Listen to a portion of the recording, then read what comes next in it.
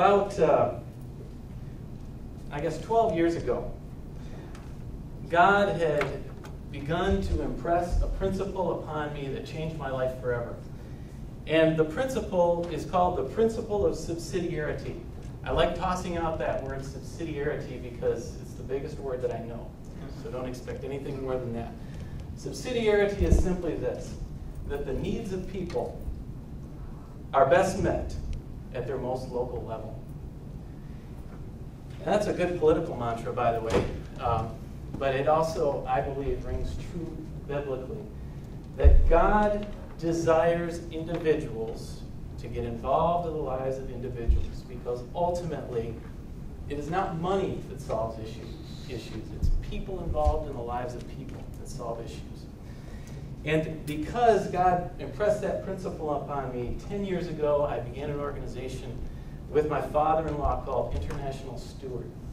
And I teach and train around the world on the biblical principles of stewardship and fund development. Basically, I spend a lot of time in the developing world, Eastern Africa, Eastern Europe, Caribbean, teaching and training ministry leaders on how to create generous people, how to create cultures of generosity, even within the toughest settings around the world. And I got to tell you, that's a tough message to teach here in the United States, and it's even tougher to teach in the developing world. One of the most frequent questions that I hear when I teach overseas is, what resources do you have available after you leave? This has been a good workshop, or this has been a good seminary course, but what resources do you have to put in my hands so I go back to my congregation to teach on stewardship? And for years, I was just coming up empty. I'm like, man, if you want financial stewardship stuff from a North American perspective, I can ship you a crate of that stuff.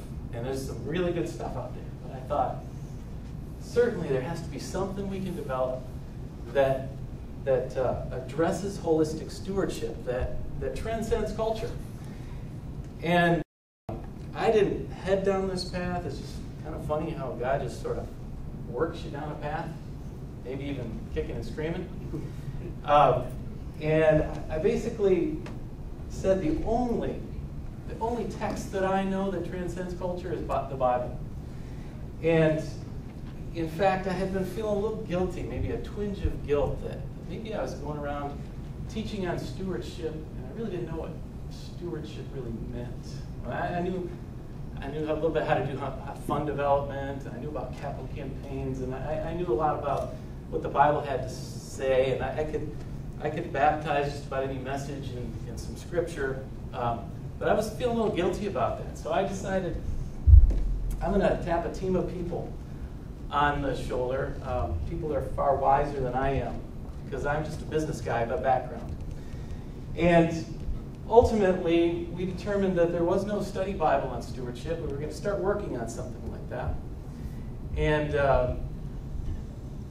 And my vision was about this small compared to what God's was. And so over the course of time, it's developed into something far greater than I had even anticipated.